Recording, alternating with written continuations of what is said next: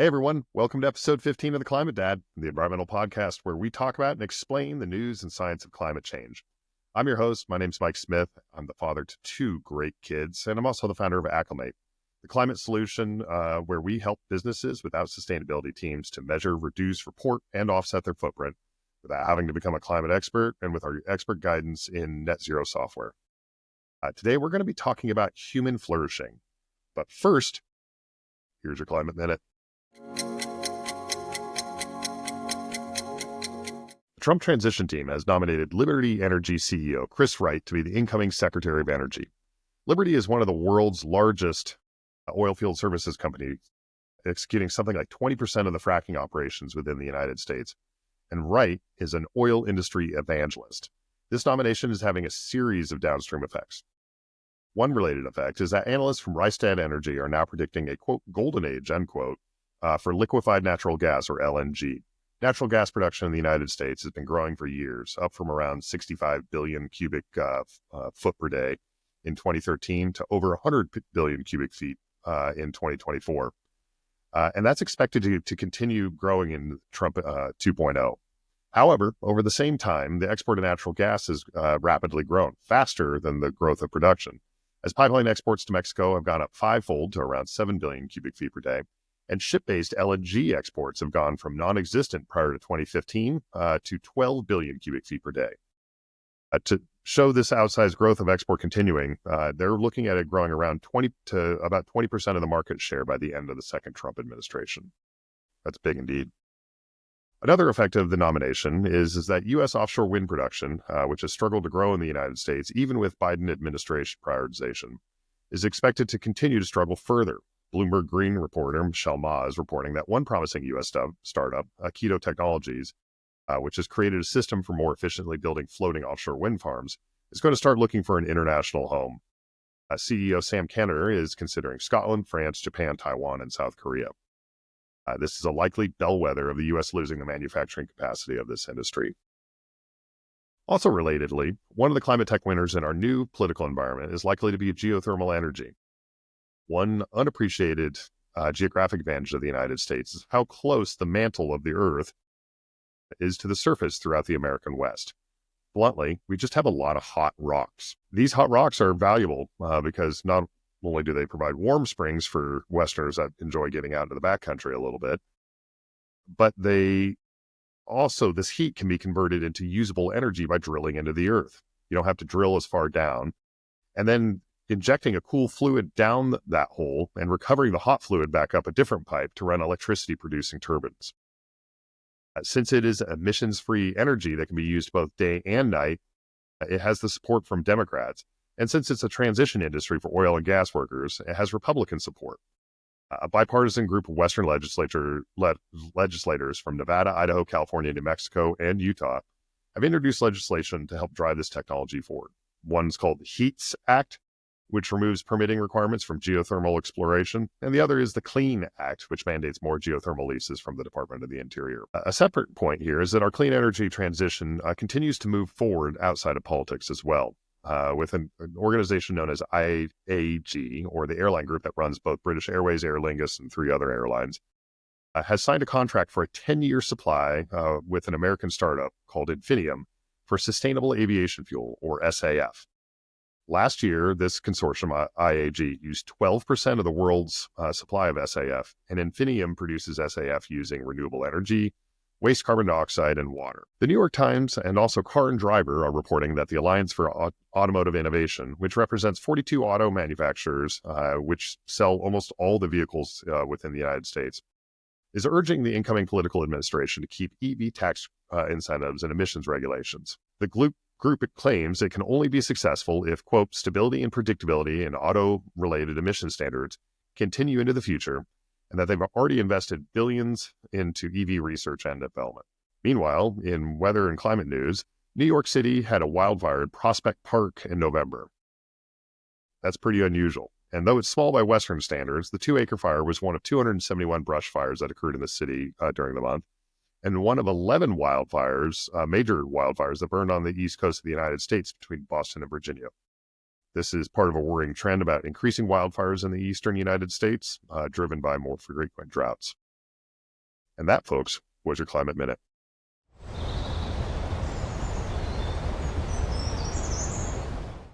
Let's talk about Acclimate. If your company is thinking about the ways to improve its impact on the planet, or maybe is just being required to report its footprint to maintain a key customer, we'd love to help you over at Acclimate, where we have the easiest, the most intuitive climate solution for your business. We'll get you a baseline environmental assessment, show you ways to reduce your carbon footprint, and we're going to get you on the path to net zero. It's going to help your environmental branding. It's going to help you win new customers. It's going to help you keep those really important and valuable ones. And it's going to help you to attract and retain the talent from the climate generation that you're going to need. Our Green Business Certification Program will help you complete a sustainability audit. And maybe you're just looking to improve those EcoVadis scores or CDP scores or win other certifications like B Corp or Green Business Benchmark. Perhaps you're looking to purchase carbon offsets, but you need a reliable carbon broker. Well, at Acclimate, we've got you covered with both a friendly climate accounting solution and also the best carbon offset program and leading selection of sustainable projects on the web. Give us a call over here at Acclimate.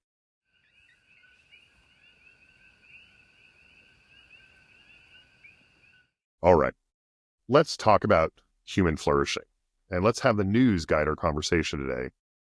And this is going to lead us to talking about oil markets, gas markets, fossil fuel extraction, engineering, and the needs and politics of energy. So starting with a claim that you're going to hear from a lot of people in the oil and gas space, including our soon-to-be Secretary of Energy, Chris Wright.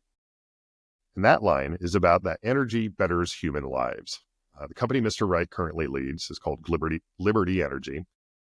And that company even published an investor-focused report called, quote, Bettering Human Lives, end quote. You might even hear others say that they enable, quote, human flourishing. There's a lot to pull apart here, and we're going to get to it all. But let's start with an admission. Mr. Wright is right. There is a strong and direct correlation between quality of life and access to energy. One of the unappreciated stories of the past 30-ish years has been the dramatic rise and rapid expansion of the global middle class. The World Bank estimates that since 1990, over 1 billion people have risen out of extreme poverty. While China accounts for 800 million, or about 80% of this growth, another 200 million people elsewhere have done the same, predominantly elsewhere in Asia. From a perspective of human happiness and flourishing, this is unalloyed, phenomenally great news. And one of the key components of entering the global middle class is a drastic and significant increase in energy consumption. Things that you and I take for granted as Americans, even our working poor, is our access to energy. You, listening to me right now, use energy at a level that the wealthiest people in history couldn't have even dreamed of, and that the people of the developing world think luxurious. A favorite factoid of mine is that your refrigerator, as an American, sitting in your home right now, uses about 10 times the electricity from the American grid that the average Nigerian uses in their entire lives from their grid.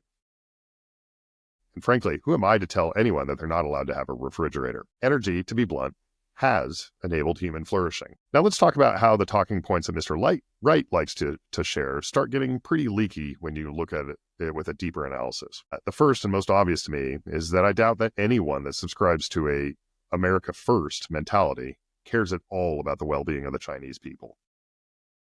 The second thing is that during the time we've seen this spectacular growth in the middle class, we've also seen a scary growth in climate-related emissions. Did you know that in the past 30 years, humanity has emitted more than all of previous history combined? More than the Industrial Revolution, World War II, the Renaissance, the Middle Ages, ancient civilizations in China, Egypt, Greece, India, the birth of agriculture, all of the Stone Ages, right on back to our earliest ancestors walking in East Africa's Olduvai Gorge, all of that combined. We have emitted more in the past 30 years than in the previous 2 million, and that's just cooking our planet. This growth of human well-being in the present is threatening our future. Mr. Wright is willing to acknowledge that climate change is a problem, but is parroting a new climate denial tactic, that it isn't as big a deal as energy poverty. It's a simple and it's really brutally effective because it preys upon a few human characteristics. One, that framing things categorically into false choice. And two, is including one of the choices to be the welfare of others. I mean, how can you resist the choice between something that might happen in the future versus a starving child today. As a father, this hits home. Nuance can be a real bitch. And the nuance is this: we have to do both. As I tell my kid, thinking really means using nuance, not slogans. To secure our future, it isn't an either-or scenario. We must expand energy access to those without it, and we must stop polluting our atmosphere at such a breakneck rate. Failing to do both will fail to establish the base of support for the policies and technologies needed to maintain successful climate action, and will also fail to mitigate the damage that we're all actively doing to our own future and that of future generations. To prioritize the present is to build a house upon a foundation of sand. Bluntly, human flourishing will end if we don't succeed. And for those who actually care about it instead of using it as a slogan, failure really isn't an option. So we have the problem in clear relief. We must both cut our carbon emissions and build a broad coalition while improving the lives of others. That leads us to something else. We're going to have to work with people like Chris Wright. And that can seem very unfair, that someone who can make money by dragging their feet should profit from the transition too. But it's unfortunately just a fact of what we need to do. So where can we work together, and where must we stand apart? On the work together part, I think there's an opportunity to leverage the incredible engineering talent that oil and gas companies represent. I was at a conference last year here in the Denver area where a room full of oil engineers were talking about building the hydrogen economy and running pipelines across our country, the need for specialty steel to do so, and the process of scaling such a huge endeavor. And in one way, it was like really refreshing. It reminded me of the can-do attitude of our recent past and how much my own father enjoyed working in the oil industry because of the people doing the work instead of the environmental damage that was part of why he left the industry. Anyway, I think hydrogen has a far more limited application than the funding into the ecosystem would suggest. But watching these people work how to do it with the absolute confidence that they could and would was a little inspiring. One thing that bothers me, and I think is really a legitimate complaint, is that we don't build big things in this country anymore. It costs so much, takes so long to do anything that we're losing. From our news story about manufacturing offshore wind towers with Aikido, we're going to lose that startup, a startup that our country founded and nourished, to Europe or to Asia, even with a friendly administration from a regulatory standpoint helping them. That's not good for the climate. It's not good for the U.S. And I want to sit in more rooms where people are quietly confident that they're going to get the job done because they have a history of doing so. And like it or not, oil companies generally do. So if we can get that attitude and that talent working on something more productive to our climate future, count me in. Hydrogen just might be one of them. Another is sustainable aviation fuel, or SAF. As a former pilot, a trained engineer, and now a climate guy, I'm really skeptical that widespread use of electric planes will be coming into mass utilization within the next 20 years. Also skeptical of using hydrogen due to the constraints around the need to pressurize it, chill it, and its lower energy density. So we're probably stuck with SAF for the short to midterm. And you know who's really good at that sort of stuff? Oil companies. That's why Infinium is creating facilities in Texas. Lots of renewable energy coming online quickly, and lots of engineering talent and distribution infrastructure. That's a pretty hard-to-beat combination. A different place where oil talent might fit in is with geothermal energy. They know how to manage underground reservoirs, pump fluids, and, of course, drill holes. As a matter of fact, they're practically the only people that do. And if we can transition that talent from pulling oil out of the ground to pulling heat, the world will be a better place for it. Renewables were always going to run into a problem based upon their intermittency, and there's always only been really two ways to solve it. One is to overbuild renewables and also to build a lot of energy storage. That's going to require a lot of mining for batteries and manufacturing. Or two, we can build complementary systems to cover the gaps for when renewables aren't producing. That is either going to require a lot of fossil fuels, not good, can't use those, or increases in emissions-free sources like hydro or nuclear, which we all know there are challenges associated with their environmental footprint and with scaling. Or we're going to have to create new sources of emissions-free energy. And while it will certainly involve some from a little of column A and some from column B, geothermal energy is something that I've been personally excited about for years. I'm glad to have the oil companies moving into that space. All right, enough of the love fest. Where must those who are concerned about the climate stand apart? First, don't buy the argument, essentially any argument about natural gas. It is a dangerous climate pollutant. It leaks like crazy. And even if it were perfectly captured and transported, it still ultimately gets burned for energy. Perhaps a little background will help. Every oil well in the world has a mix of natural gas and petroleum that comes up, with North America's mix being particularly naturally slanted towards natural gas. It's been said that the U.S. is the Saudi Arabia of natural gas. Now, since the product has low economic value, the gas is often burned at the wellhead, and this is called flaring. This is happening so much that the light pollution of the oil fields in West Texas can be easily seen from space. Worse than flared, though, is when it's just vented into the atmosphere. Natural gas is just the product name, the brand name, if you will, for methane. And methane's a dangerous climate pollutant. It's about 25 to 85 times more potent a greenhouse gas than carbon dioxide, depending on your time frame. So any methane going into the atmosphere is awful for the climate, and at the scale of this industry, it's a disaster. And though regulations have tightened upon the venting of methane, it still happens a lot. Increased export capacity would help to change the economics of building the pipelines needed to capture this methane for more productive uses than flaring or venting.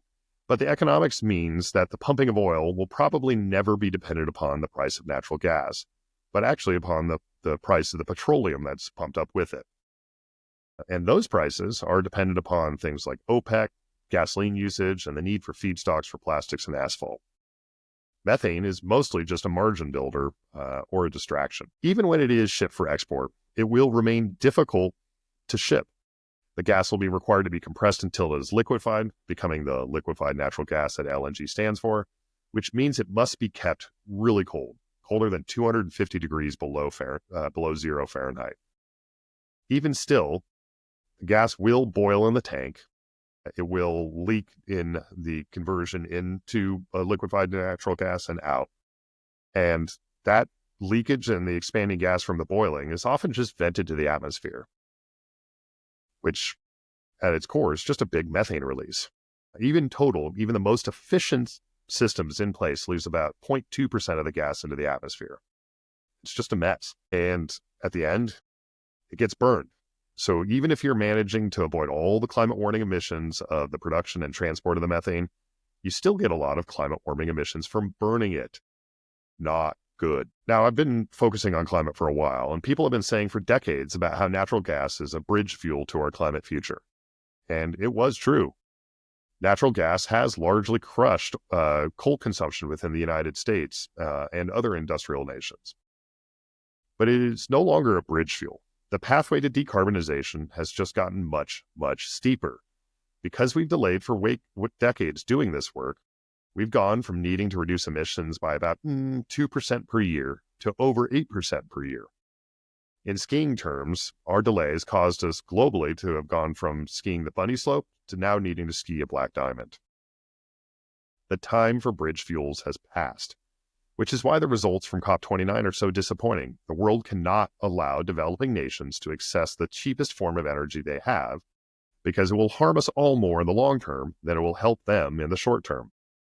And before you talk about the industrial world being controlling and telling them what to do, the developing world also knows this too, which is why they're some of the loudest advocates for sustainable development capital. Anyway, we're going to have to find ways to work with people we disagree with politically, even people that have actively sabotaged climate progress. I don't love it, but it's the reality we face. So let's advocate where we can for common ground and make a little progress. And let's stand for the truth and resist the lies that would lead us astray.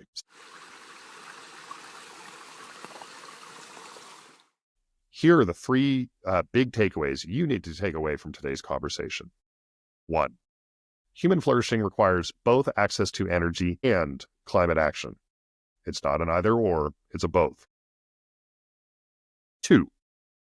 Working with oil workers on climate-related engineering projects where they have the skill is valuable and it should be supported. This includes things like SAF, hydrogen, and geothermal energy.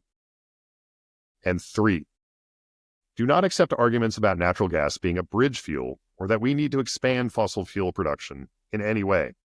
The benefits they mostly provide in the short term will be accrued to the already wealthy, and all of us will be paying the substantial costs for eons.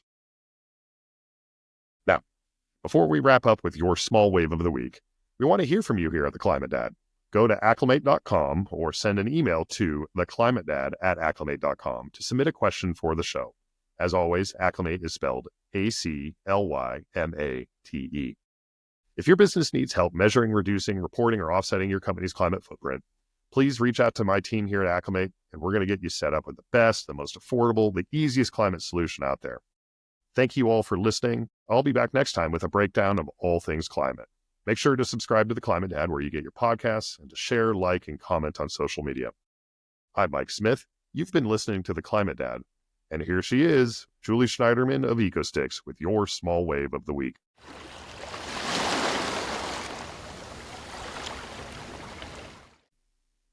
Hello and welcome back to Small Waves, where small waves make big waves through collective collaboration for a better planet. I'm Julie Upcycled, and I'm here to share simple, actionable eco hacks to weave into your daily busy life. First, let's do a quick recap of recent episodes. Over the past few weeks, we've explored some fun and impactful ways to build sustainability into our routines. We talked about finding our climate sweet spot with Dr. Ayanna Johnson and the UN Sustainable Development Goals for an opportunity of focus. And then we moved on to nature cleanups for birthdays, holidays, or just Sundays to promote community, sustainability, and connection and to decrease waste. These are just some of the ideas aimed to help to connect you with the planet in a way that feels natural and achievable.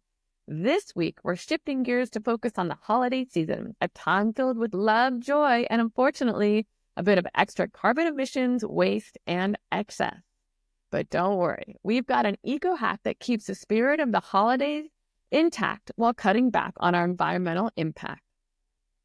This idea came from my friend Sawyer, who loves sustainability just as much as I do. The concept is simple but powerful. Instead of running errands alone this holiday season, burning gas, navigating traffic, and juggling your to-do list, team up with a friend, family member, or neighbor. Simple, right? But here's how this individual eco-hack can collectively create an impact. 1, you're saving on carbon emissions. By carpooling your errands, you're cutting down on the number of vehicles on the road. Fewer cars means fewer emissions, which is a huge win for the planet. You're also reducing traffic congestion and you're decreasing wear and tear on the vehicles. When you're out and about, support local businesses.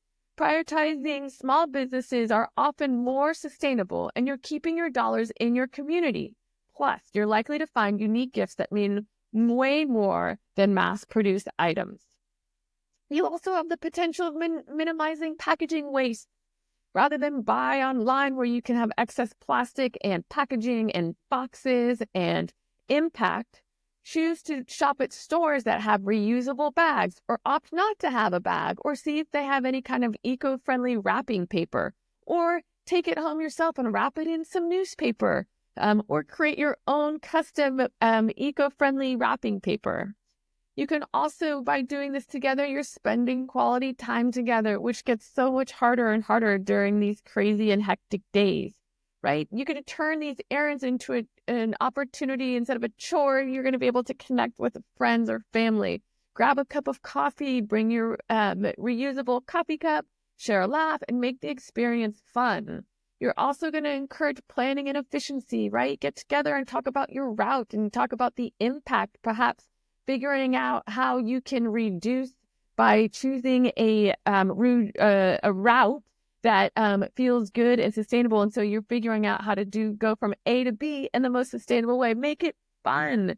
You also promote mindful consumerism. When you're out and about and you're talking with your friend, your neighbor, or your partner, talk about the gifts that you're buying, what the gift is, who it's for, how it's going to be impactful. How long do you think it will be until it ends up in the landfill? Do you think they can be used or recycled? These are the kinds of things that you can think about while you're shopping that will help change and maybe think about your shopping decisions.